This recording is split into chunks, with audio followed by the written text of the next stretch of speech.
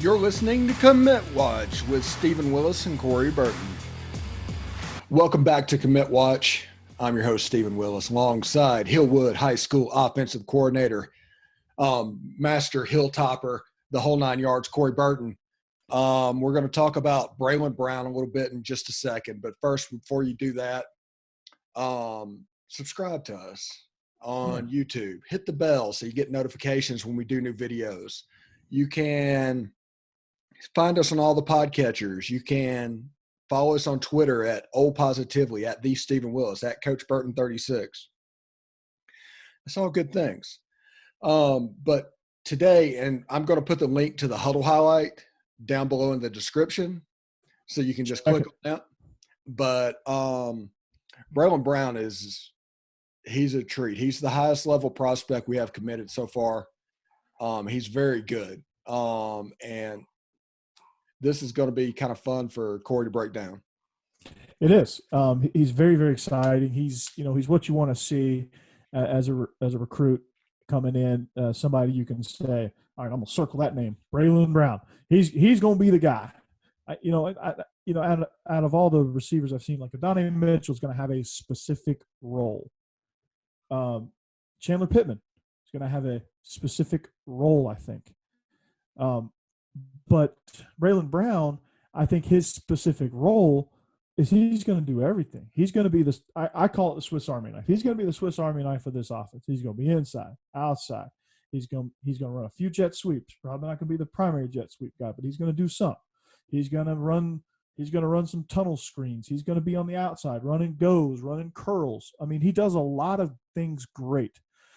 He is a home run threat. He can catch it, shake you, and go. He has a great catch radius, and I think he does a tremendous job, even more so than Adonai Mitchell, of attacking the ball while it's in the air and catching it as his highest point. And you'll see that in some of his highlights here. And he's not playing in a rinky-dink football league. He's at Chaminade High School in South Florida, which I don't know if you know anything about South Florida football, Steve. And our viewers, if you don't know anything about South Florida football, check it out. It's legit. There's a reason why Miami, back in the Howard Schnellenberger days, created a whole recruiting plan just for that area of the state, because they knew that's where all the talent in the state of Florida is, or the vast majority of it. I don't want to say all of it, but the vast majority of it. It's in that pocket of like what they called the state of Miami. So to get a guy out of there, he's proven. The competition he's going up against, these receivers that he's mossing, are fairly legit. They're great. They're good corners. Some of them are good high school corners. Some of them are Division I recruits, Division II recruits, but they're good players. They're good programs. And Bralon Brown is kind of like he's that five-tool player that you want as a receiver that can do a lot of things. Like Mecole Hardman at Georgia.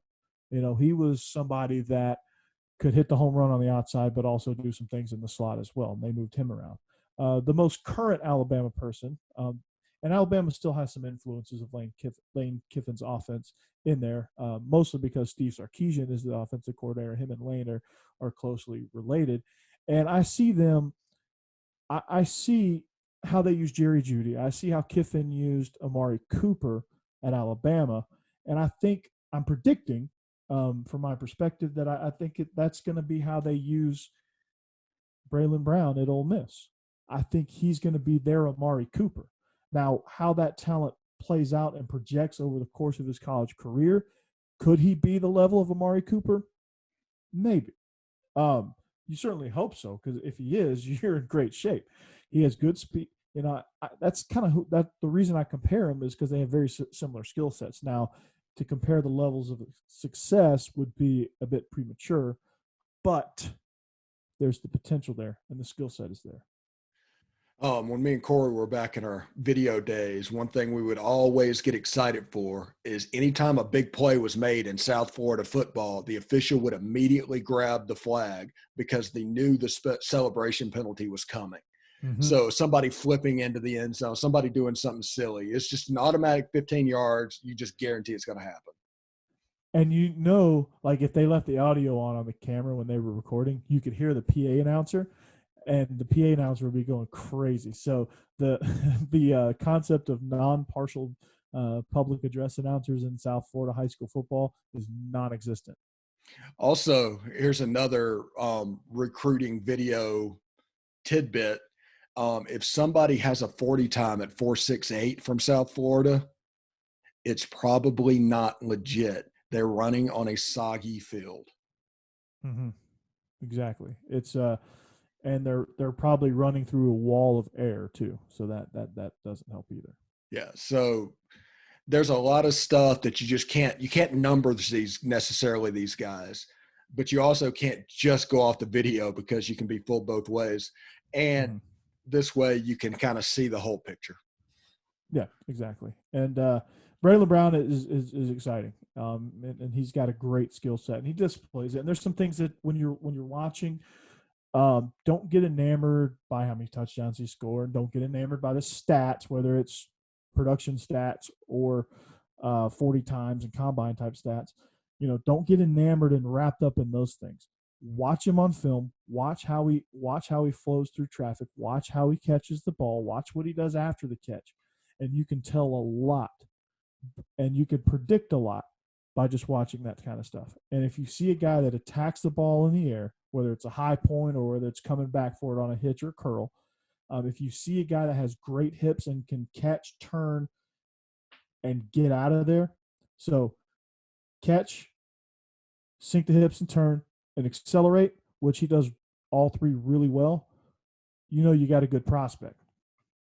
Yep. And then watch his route running, because like the advanced details of where to stem and all that stuff, that can be coached. Okay, so don't get like if he's running basic routes, don't freak out about that. But you can tell like the way he makes his cuts. Like if he makes really long, spread out, wide cuts, that he doesn't trust his athleticism. But if he can make good, tight, cut on a dime type cuts, whether it's running a slant, whether it's catching and planning and changing direction, whatever the case may be, if he has great feet, you can kind of tell just by the way he kind of maneuvers through traffic and maneuvers through his route. So that's a little bit of a highlight video watching 101 for wide receivers. Yeah, and the other thing for that you can look for is, this sounds silly, but it's real. Without knowing who the player is, without knowing his number, is he the best player on the field? Man, that's silly. Yeah, no, and that's what coaches are looking for. That's like the first thing they look for. Does he jump off the page? Is he far and away the guy on the field? And you can tell that. And if he's not, they're probably clicking next for the most part. Now there are exceptions, obviously. That's honestly the difference between a Power 5 and a Group of 5 offer. Mm-hmm. It really is. Whether or not your player jumps off the page. Yeah, I'm not kidding. It's a real thing. So, and also, do they come off the field? Are they a specialist? Which in high school, you kind of appreciate those. Like, that person's going to be a dog if they're playing quarterback, slot receiver, kicker, safety, and does all four extremely well.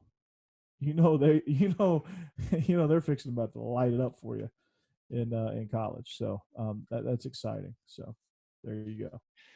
All right, so watch the highlight below in the description. I'm Stephen Willis. He's Corey Burton. Thank you for listening.